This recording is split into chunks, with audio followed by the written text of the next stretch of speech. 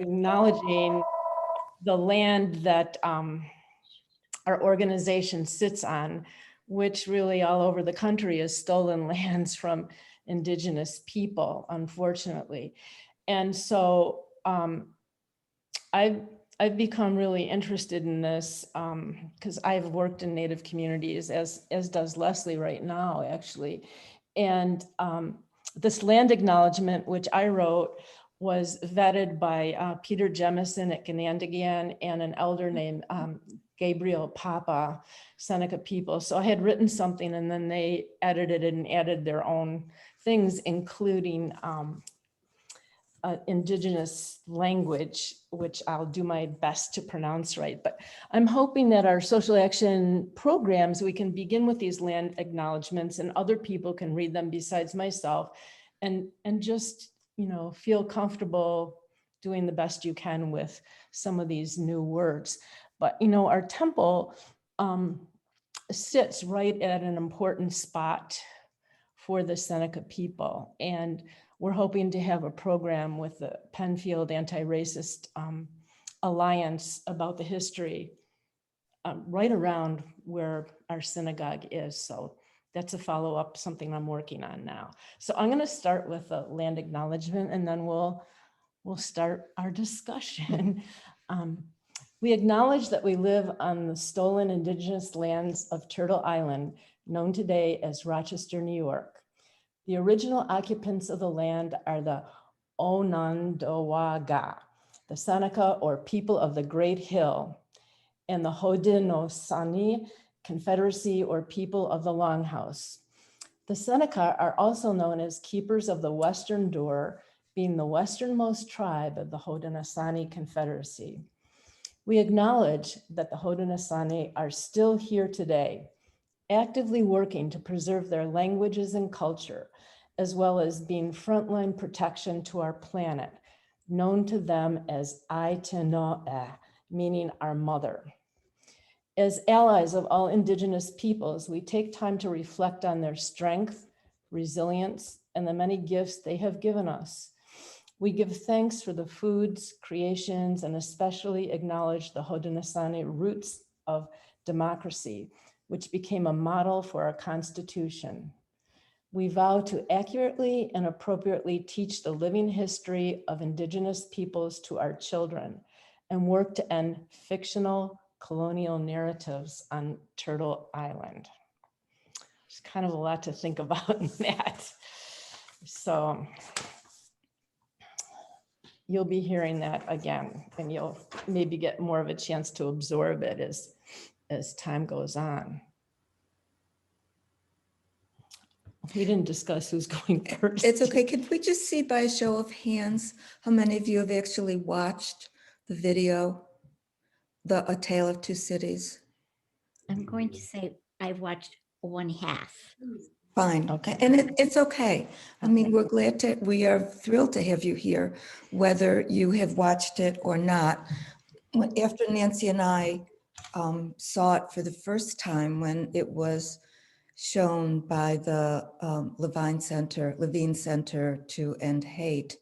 And I know that there was another organization involved with that too. The two of us talked about how important we thought that this was, and we discussed wanting to have this kind of program tonight. So thank you all for coming and being willing to discuss this with us. I think that just the topics we're going to bring up that were part of this program, whether you've seen it or not, you will probably have some opinions about, and we would just love all of you to join in and just discuss some of the questions that we have. We're going to start with, but if you have other questions, please feel free to join in and let's discuss them. Nancy? Okay, so the first question we had is, what historical facts were new to you or surprised you or disgusted you?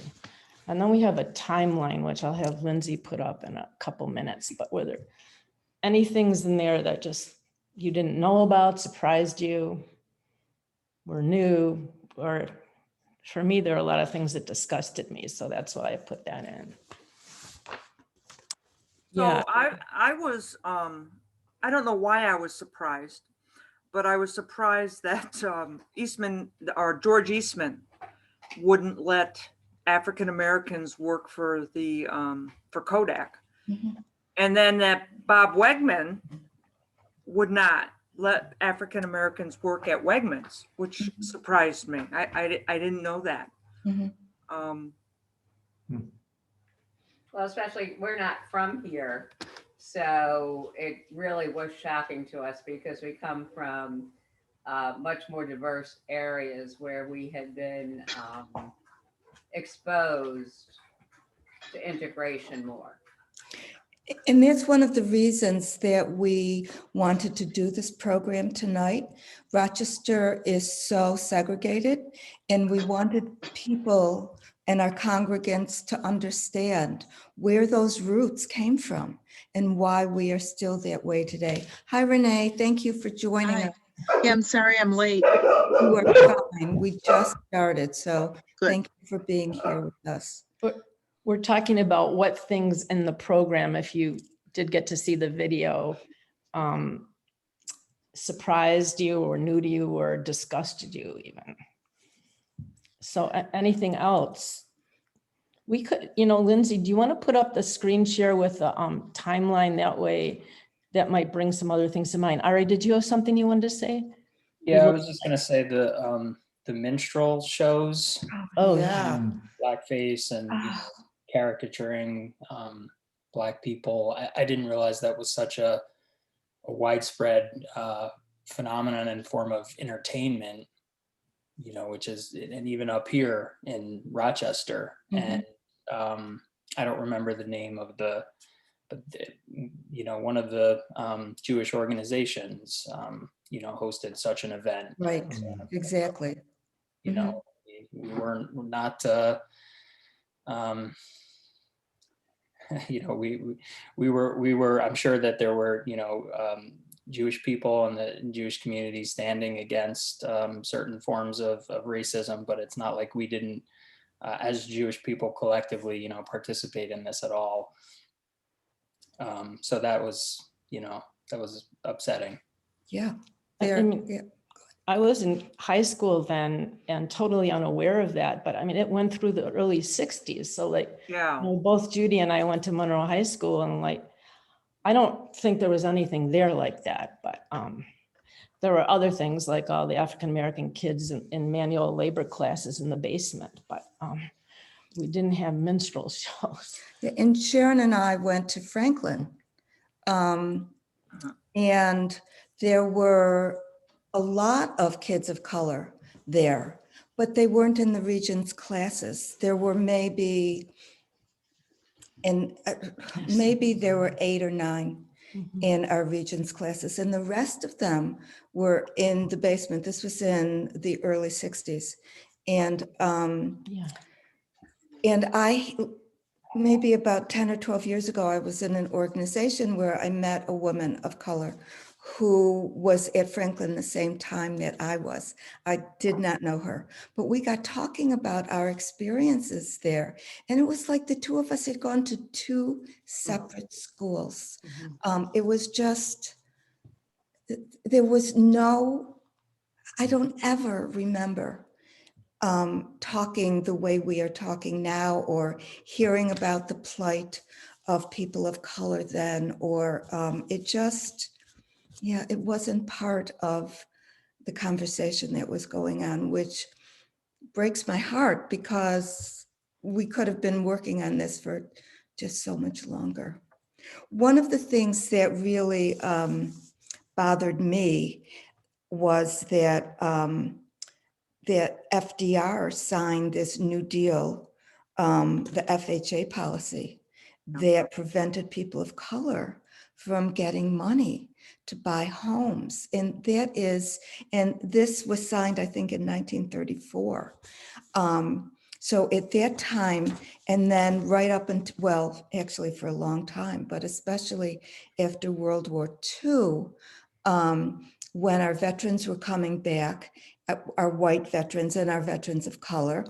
And they were offered all of these programs, not only to go to college to get money to do that, but also to buy houses. A lot of our lower middle and lower class families got money to buy homes, and they wouldn't give those loans to Blacks. So I think of FDR, and it really kind of, in a way, shattered parts of my feelings for FDR and everything that he did, because it was so blatant. Did anybody have a reaction to that? Oh, yeah. Yeah, I mean, yeah, because, I mean, I've heard other things about FDR that are troubling too, but I grew up with my mother always talking about him like he was the next thing to God, you know, because he brought them out of the Depression. But he was not so great. And I mean, that's why when people talk about systemic racism and then some people say, oh, there is no such thing, I want to kind of smack them upside the head with something like this. Yes. Like, really? Yeah. Well, and that Yeah. properties were deeded, and Mhm. in the deed could not be sold to African Americans. Yeah. Right. And how the 19th Ward, which I lived in for many, many years, they couldn't even get a home in the 19th Ward. They were restricted to what I think it was Ward 7 and 2 or something. Three, third and three. seventh. Three. Mhm. It's just crazy to me that this stuff actually went on, and Even in the 50s, maybe even early 60s. yes, So if you remember the Tolliver family over on Verena Drive, a Black family, wonderful people, and they wanted to buy a house. And it was up for sale, and the neighbors got wind of it, that it was a Black family, and they were vehemently opposed. And they tried to get together and put money together to buy it, to keep these people out.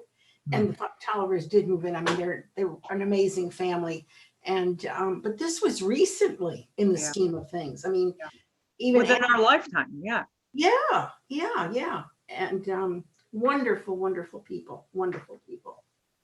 What struck me on a related note was that the regulations that realtors were prohibited from, could get in trouble or taken, have their licenses taken away for even showing a house to a Black family. And the sort of workarounds that people did come up with we want to live in this neighborhood, and again, working with friends who would buy it and then deed it, sort of gift deed it to them. So creative ways to get around this, but the idea that there were regulations was also really striking to me. Also, the fact that educational institutions like NAS and St. John Fisher were specifically created to be able to serve people that were excluded from U of R. That Wow. surprised me as well. So just so deliberate. So not just a sort of a by the way, or this is a result of, this is so intentional. And that's what was so troubling. And that's why I think it's so lasting, it's so deep, and we see it today. If we look at the segregation and the separateness and because those policies were so, deliberate. Yeah, it was all by design. Yes. By people having to crowd into the 3rd and 7th wards, then they had to break up houses into smaller apartments, and it just one And thing no running water. created another. Yeah, Yeah, it was. running Yeah. water. And maybe one bathroom for 5 apartments. When I grew up in Buffalo, I didn't grow up here. I have to believe that all these same things were going on there too. And I just didn't know about it because I lived in the suburbs. Where did you live, Renee? Kenmore. I taught in Kenmore, town of Tonawanda. Oh, really? Where did you teach? I'm a speech pathologist, so that was my first job out of college. That was my original major in college. Was it? Then I changed it, but yeah. I think one thing that happened in Buffalo that you can see in Buffalo and see here was the deliberate building of the highways to cut off the Yep. quote, these bad neighborhoods, Yep. reduce the socialization between. And Yeah. I think only now we're just trying to remedy that with filling in Right. the inner loop. It never occurred to me until all this stuff happened about the inner loop. And then I went, oh my God, they did it in Buffalo. They probably did it in most cities. Both cities. Mm. And there was- was federal money. It was all deliberate, all Yeah, it was deliberate. very deliberate. And hi, Carol Yunker. Oh, I see it down Hi, there. Carol. Hi, Carol. Hi. Thank you for joining us. We're just discussing some of the things that we saw in this program, A Tale of Two Cities, that upset us, that disgusted us, that surprised us. And we're beginning to link it into why we have the segregation that we do today. And everything absolutely goes back to the policies that were instituted by our government, by the federal government, from 1910 on here. One of the things they talked about was that the Great Migration. I don't know how many of you have read the book by Isabel Wilkerson. It is a must read if you have not read it yet. But when a lot of Black folks came up from the South, they one of the paths they took, and they came up because Jim Crow was so horrendous. One of the paths they took was they came up to this area.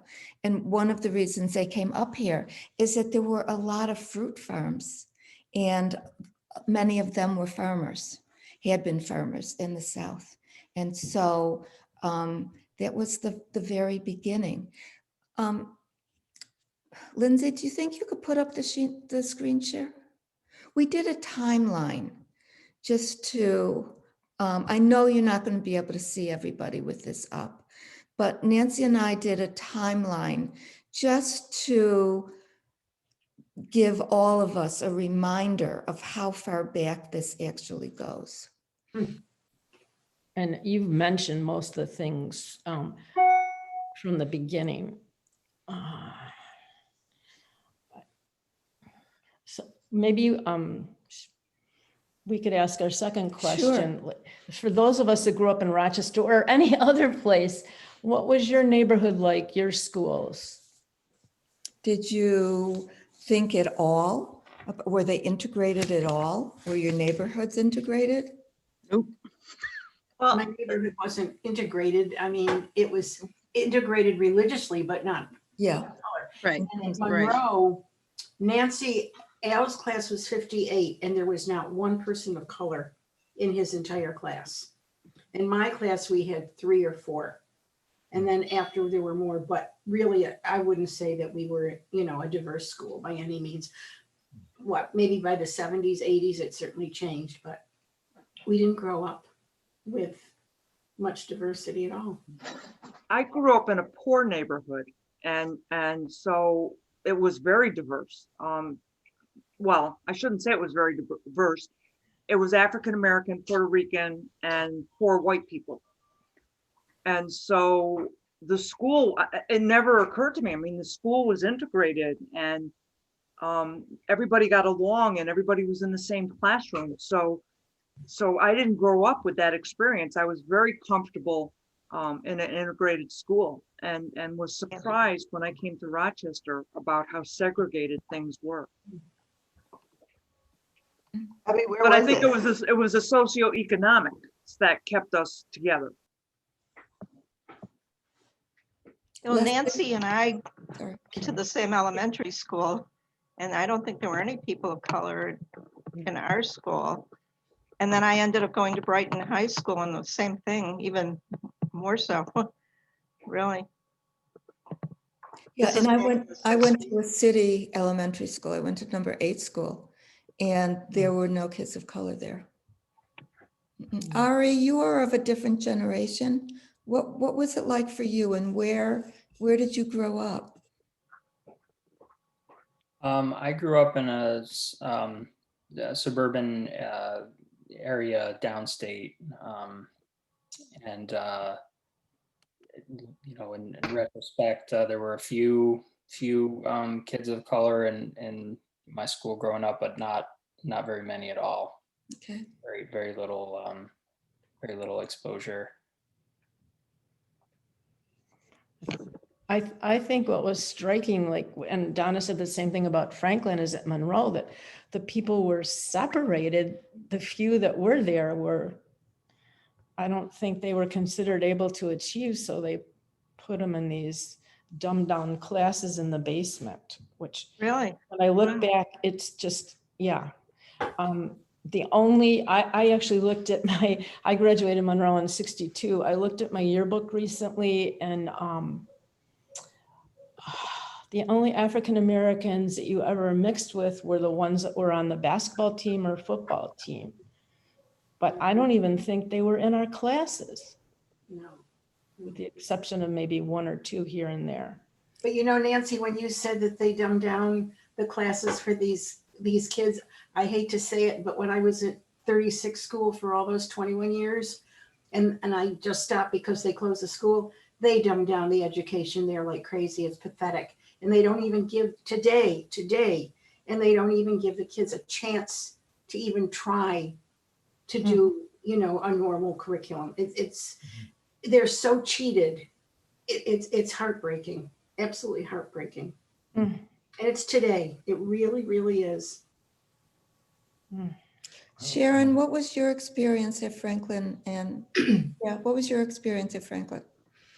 It was great. So I went to elementary school with Donna too, and I don't think we had, I don't remember any people of color at number 8 school. In fact, it was more like Judy said about religion. You know, there were so many Jewish kids there, but you know, we always had to sing Christmas songs. We never sang Hanukkah songs, you know. Yeah. When I went to Franklin, what, you know, I was thinking about this earlier was, what did I have a reaction to going to school and seeing, you know, Black and mostly Black, not really very many brown kids, and not really many Latina kids. And I was just trying to remember so far back though, how I felt about it, you know. Was I scared? Did I look and see someone that I'd never seen before? That's not the case, because my father had a business on Joseph Avenue. So that was not unusual for me to see people of color. But, you know, my experience at Franklin was that the kids that were in our classes, I never felt any, and there was any animosity within the classrooms. I feel like we had a really great experience. I'm so happy, you know, that I had that opportunity to go there. And my kids went to East, and so there were even fewer white kids there when they went there, you know, but they didn't really have any issues either. But I'm very grateful that I had that experience and that my kids do it. There was not a lot of, very little negativity that I can think of over the years. So it was a positive experience for me. But, you know, I was thinking, you know, even on my street, which was off of Norton Street near Conkey Avenue, my street was all white. And so the one person that stood out was the one kid who wasn't Jewish. You know, it wasn't anything to do with color at all. It was, like Judy said, about religion. Bonnie and Ed, what were your experiences?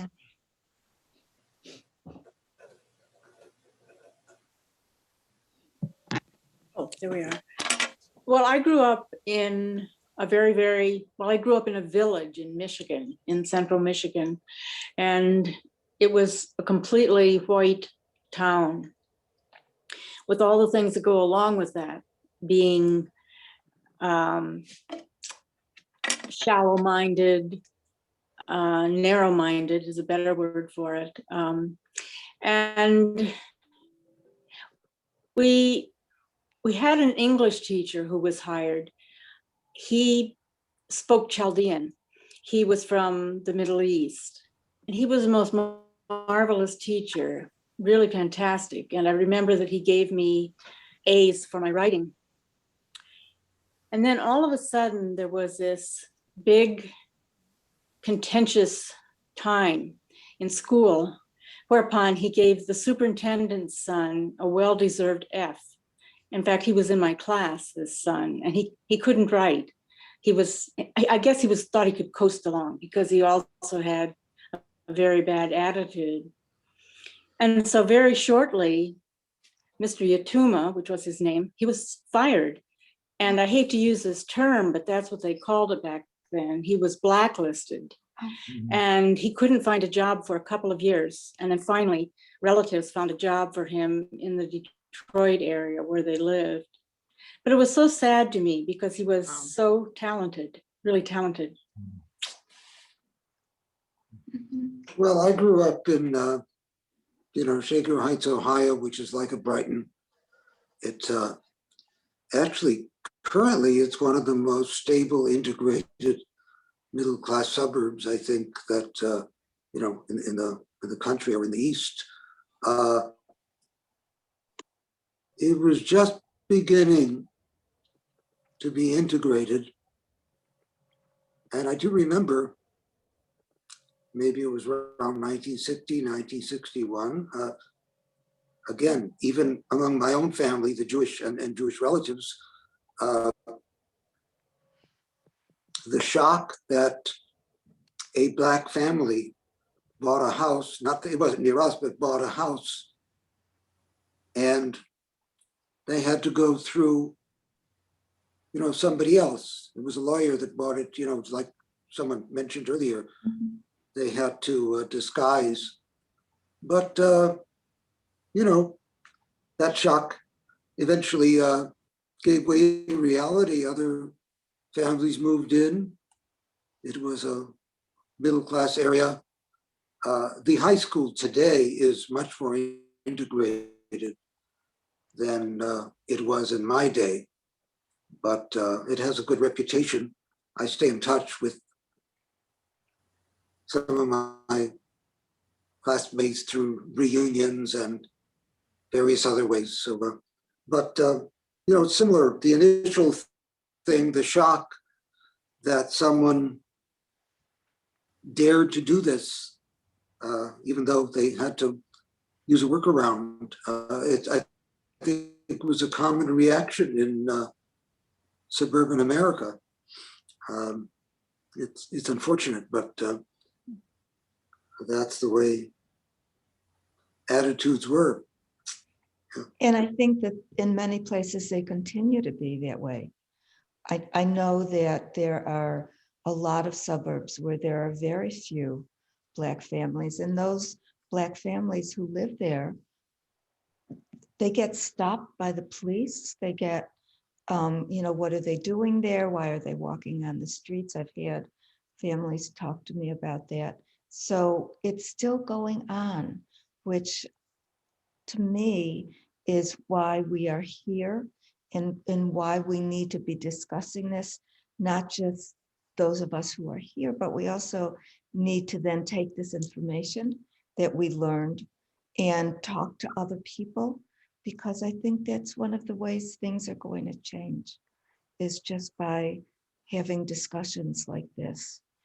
Is it, Nancy? Okay, I just wanted to tie into something you said that was one fact that I learned in this video that I didn't know, which is really relevant to where Temple Sinai is. But Shane Wigan said that the border between Penfield and the city, so the city being one of the most highly segregated city school districts, and Penfield being one of the most all white, is actually the most segregated school border in the whole country, #1.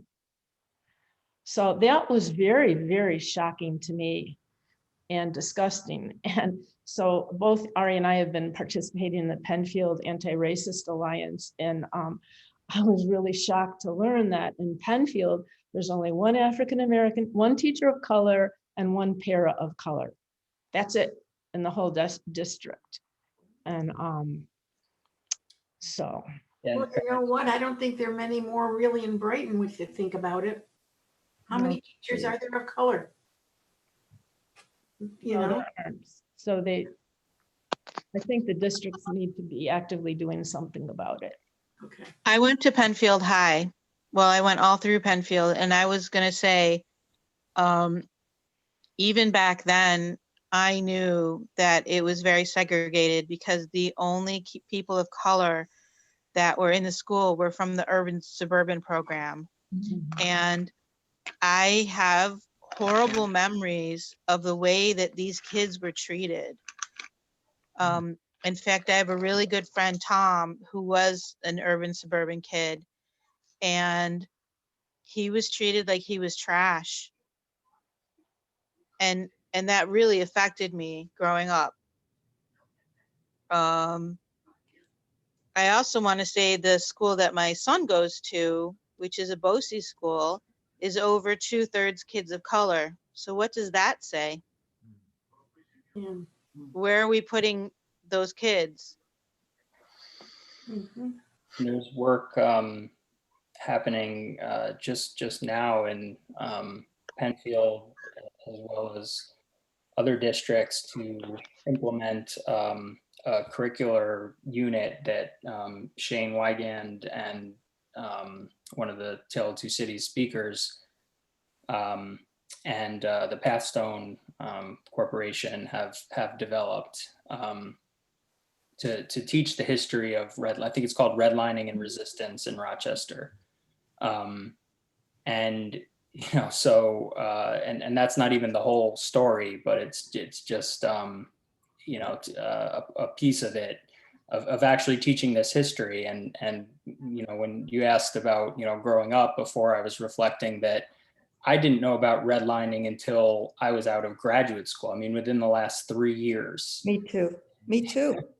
So it's been deliberately omitted and suppressed, this history. And fortunately, there's, I think, a growing coalition of parents and community members who are advocating for not just teaching the real history in schools, but the wider set of systemic changes to be more anti-racist, and more inclusive and more diverse in hiring. So that's something that the groups are advocating for. And just a little bit of good news. I think we just found out today that Penfield has created an assistant superintendent for equity and access, maybe, position, which has been something that I think para and parent equity groups have been advocating for. And to this point, there was resistance around that.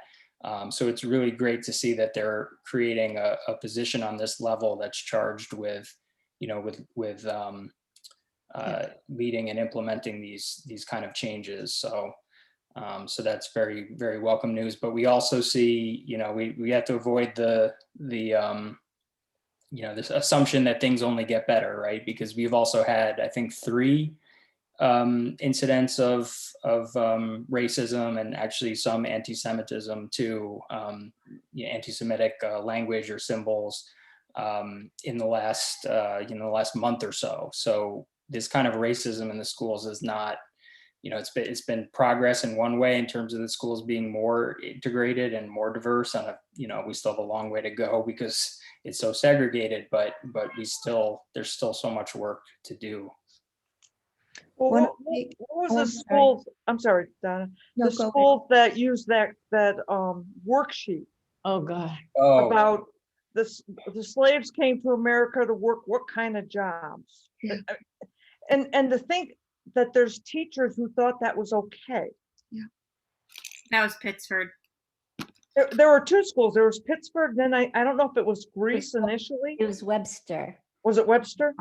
Yeah. And I'm thinking, how could a teacher be so unaware that that worksheet was okay to use?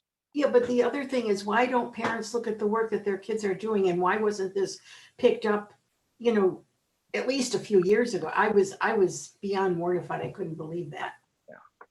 This isn't excusing it, but I think it was part of an online paid thing that had to do with the online teaching. Oh, I don't think it was really put out by any of the districts from. what No, I- it wasn't. It wasn't. Getting creative, but they were. That doesn't mean that I don't condone a teacher for using it at all. It had to be really, so then this was the first year, Nancy, you're saying that this was done? I don't. Well, that we There's- found but out there's about. equally awful things out there, like kids in Penfield in a classroom, one being asked to reenact slavery and pick the black kid to be the slave.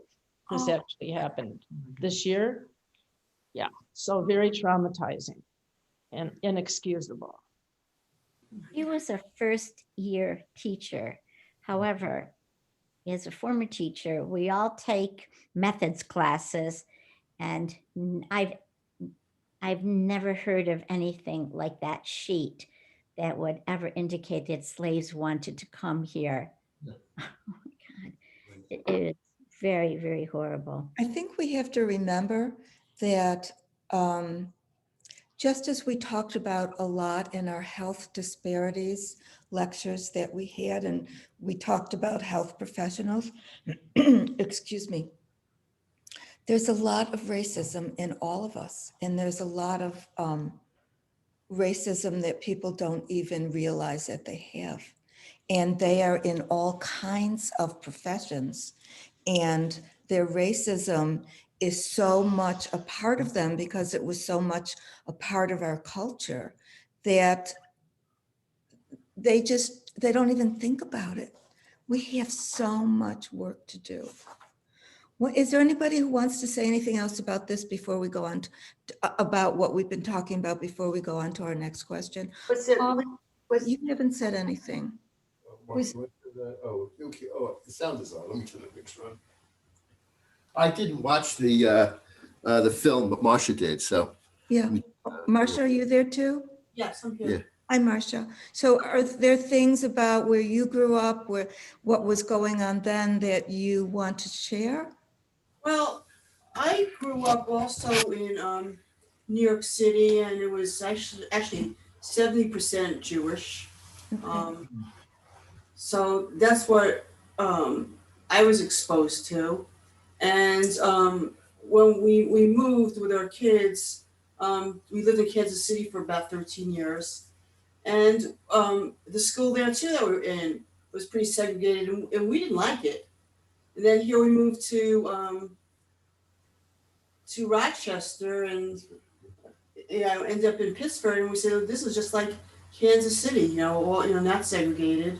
So we were hoping for that, that it would be not segregated, but a big driving force is we tend to move where the schools have the best reputation.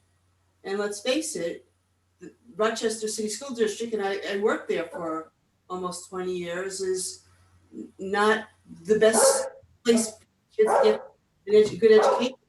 So that's a big driving force in where people live.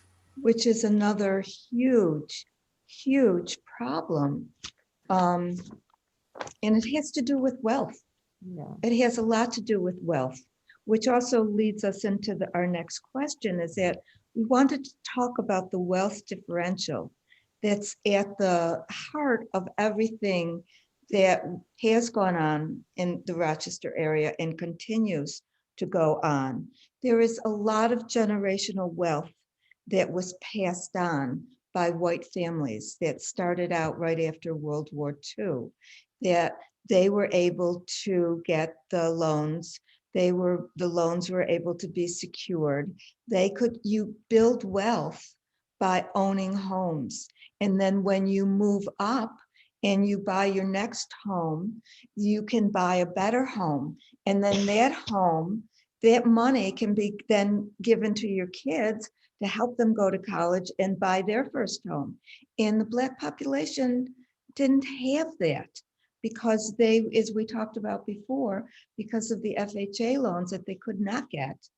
And because of redlining, even if they did have some money, as we talked about also, they weren't allowed to buy homes in the better areas. So And so this just created the whole cycle. They weren't able to get jobs, that they couldn't save money, they couldn't buy homes even if they were able to buy, to have some money to put down. There wasn't affordable housing. There still isn't enough affordable housing for people who are trying to move into other areas and out of Rochester. So, what are you thinking about all of that?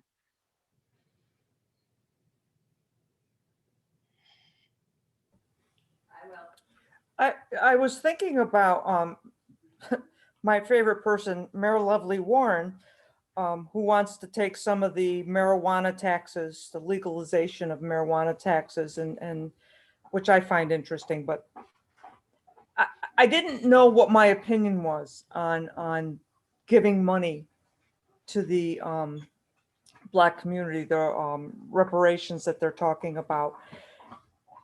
After watching this, I think that after watching this this documentary or whatever, after watching what I watched, I'm just so upset about this whole thing that I think that there's a way that if we could possibly use that money correctly to offset some of this generational discrimination. Because I go back to Eastman Kodak. I mean, this used to be a Kodak town. If you worked at Kodak, you were set for life, only if you were white. So all these African-American people who couldn't work there continued to not find good paying jobs and weren't set for life. So is it time to make it right, to say, use some of that money for home ownership and college education, not just to give somebody a handout, but a hand up, so that we can try to equalize this disparity between our communities. And I know there's a lot of people who don't agree with giving money to the Black community. In fact, I actually had a long conversation with an African-American man who didn't agree with it. He said, no, they just need to work harder, which surprised me. He did not agree with it. So it'd be nice if they're able to. It'd be nice if the politicians, who I don't have any confidence in, could set up a program that would really start leveling the playing field. Yeah. Because I don't know how else we get out of this. I think Are there you other put it thoughts about really this? well. Yeah, I appreciate you sharing that, Abby. I agree with you.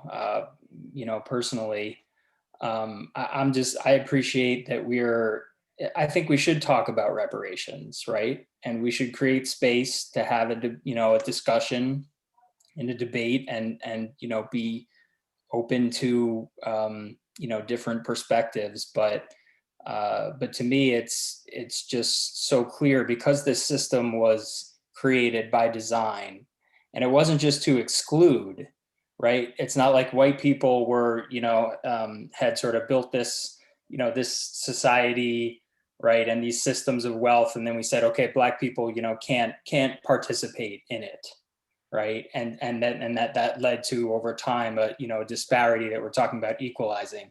It was actually extractive. So going back to slavery, which was the biggest driver of American wealth building, right? White people have been profiting off the free labor and the bodies of Black people, and it didn't end there, because that was the most illuminating aspect of the whole presentation to me, was like another level, understanding how the poverty and the social ills that were created by systemic racism, right, and housing segregation, right? You create, through this system, you create this segregation and cut off access to good paying jobs and homes, and so you have more poverty and unemployment and substance use, right? And then it creates an industry. It's a whole industry you know, where that's predominantly white, whether it's, you know, teaching or police or nonprofit sector. And I don't mean that to cast blame on any individual, because I'm in that system. So I struggle with that. Am I part of that extractive economy where, you know, as Simeon put it, the dollars are flowing out of the city and into the suburbs? So racism has been a great jobs program for white people. So I don't think it's even, not even, it's not charity. And it's not even just leveling the playing field. It's actually, it's a step that is really critical in righting wrongs, in remedying injustices that were created intentionally. So, you know, white people have been it's fascinating, because our stereotype, we have this, you know, Donna, you mentioned the implicit racism, right? That, you know, Black people are more likely to be on welfare and all this. And, you know, if we fund reparations or other, you know, public assistance programs, people are going to take advantage of it, and all those, you know, those stereotypes. Whereas actually white people have been the biggest beneficiary of government, of public assistance, as well as, you know, free labor going back to slavery. So I think it's a matter, it's really an obligation. And it's a matter of, you know, fixing the injustices. And I agree with you, Abby. I don't see a way, I don't see a way to, I mean, 1/10 the wealth of average Black family compared to white family. I don't see how you start to close that gap without intentional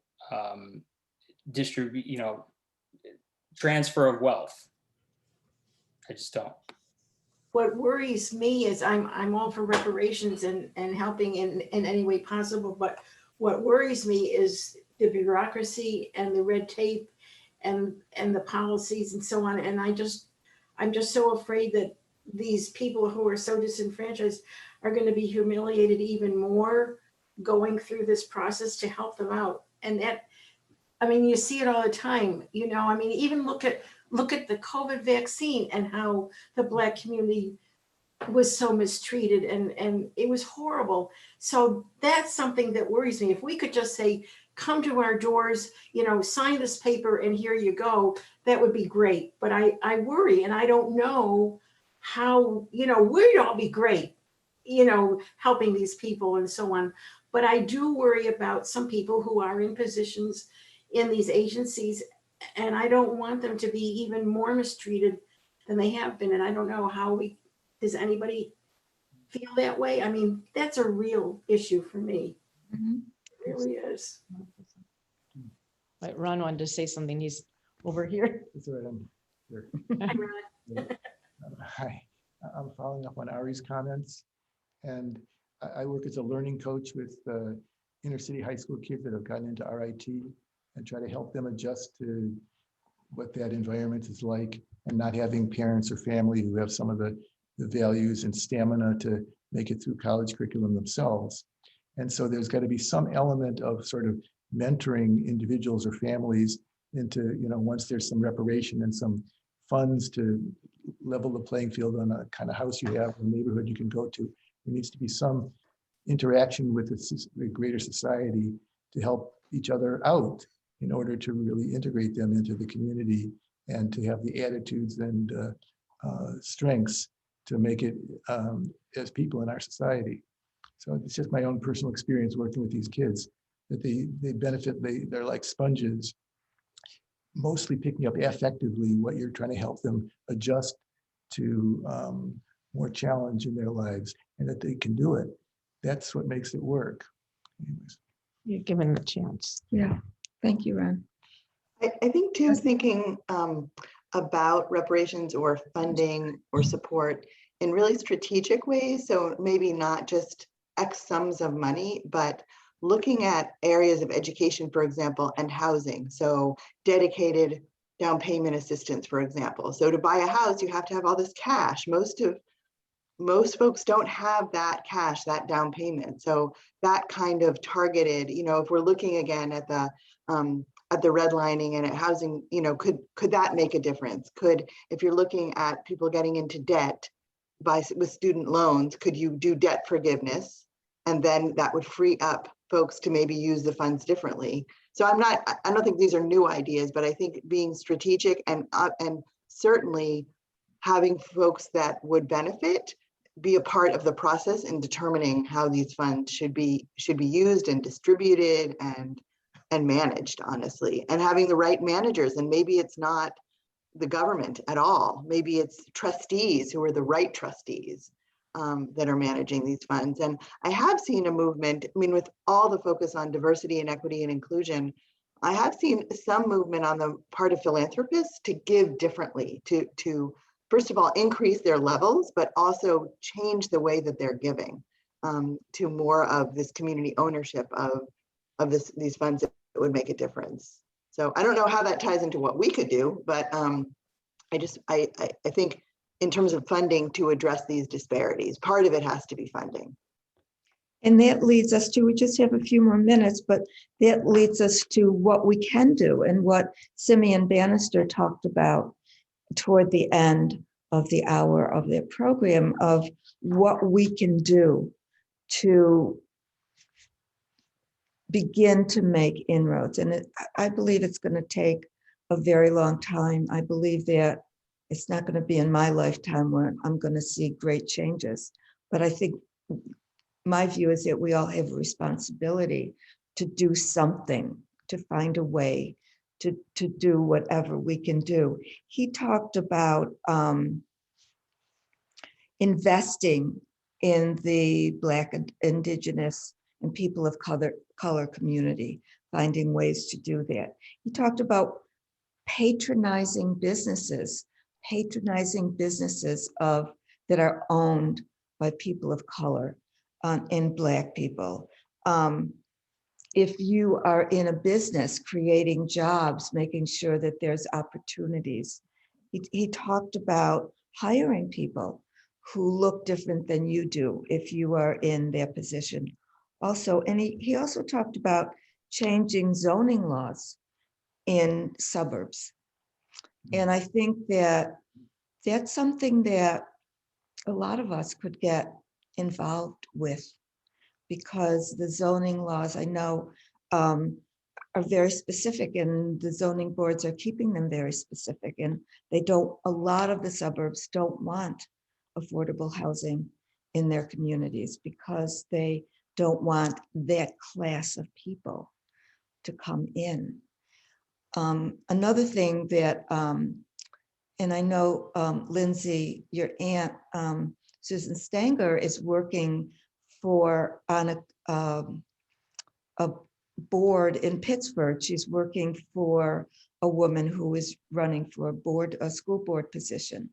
And And I think that what we can do is, if we are living in a suburb, and there are, to look into the school board, people who are running for school board, and find the person who best meets what we believe that school districts should represent, and then go and vote for their person.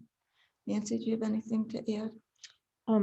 I'm not sure if it was from this video or another one I watched with Shane, but I learned that there's still restricted covenants on a lot of deeds. In other words, leaving people off, even if that's not really done so much. It's something people can do, is actually check your home deed and see if there still is a restricted covenant on there and get it off of there, because there were large swaths of Brighton had that, and actually all over the county. But that's just, it's sort of symbolic, but still, I think it's really important. Those things should be gone. And one of the things that really struck me is when you look at the redlining maps from the 30s, and then you see where the population is today, it hasn't changed very much. So working on zoning, like Donna said, to To talk about zoning, I do want to say something. it doesn't take a whole lot of people, but it does take people to go to a town board meeting during an open forum, to go to planning board meetings when projects are being presented and so on. And we did this in Brighton. And we have a policy that with almost all kinds of multifamily kinds of dwellings and even senior residences, a certain percentage has to be affordable so that there is a mix and so on. And we were, I think, at least on the east side, the first town to have and yes, it's segregated, it's a neighborhood, but it's affordable housing, and it was first time home buyers and so on, so that it was really geared to people who didn't have the opportunity. But a few voices really, really can make a difference. And you can find out what's on the agenda and so on. And some communities have more space for development, unfortunately, but that's another issue. But if you know of a project that's going up, you can speak during, the hearing for these proposals and say, how much is, or will you? And you've got to plant that seed, but it will happen. It really will. So I throw that out. Thanks, Judy. That's Yeah. great. I was going to say, one of the things that I heard with Simeon that shocked me, a lot of things shocked me, but that, what's the first part of it's on Winton, off of Westfall Road, the something farms, that's Evans subdivision. Evans Farms. What is that? Evans Farms. Yeah, Evans Farms. Oh my goodness. I was so shocked when I found out that that was made to be only white, and it was very, very upsetting to me. Not as much as the water. The water was worse. But, in the back of Tears We Cannot Stop, Michael Eric Geisen talks a lot about reparation and so many ideas. He had so many wonderful ideas. I mean, even if it's contributing to the United Negro Fund, or if it's helping a kid go to camp, or, giving them money toward their college education, books or something like that. He had so many ways that I thought were so productive, rather than the possibility of handing people money, whoever said it, Abby, you said that so well, about giving, instead of giving a handout, giving a hands up, but he had just so many ideas. And even if we just looked into some of those, we can contribute to a kids camp or a fresh air fund or whatever it is, because we can do it now in the present without going to the back in the past. It can be what we want to do now, this minute, in 2021. So, I love his ideas. And if you haven't read it for a long time, it's something to go back to his chapter about that. Thank you. Yeah, you're welcome. Aaron, I just have to say, I really appreciate the, pointing out that, as you did, Leslie, as well, that there are other, ways of helping to address the racial wealth gap beyond reparations. So it's not that it's that or nothing.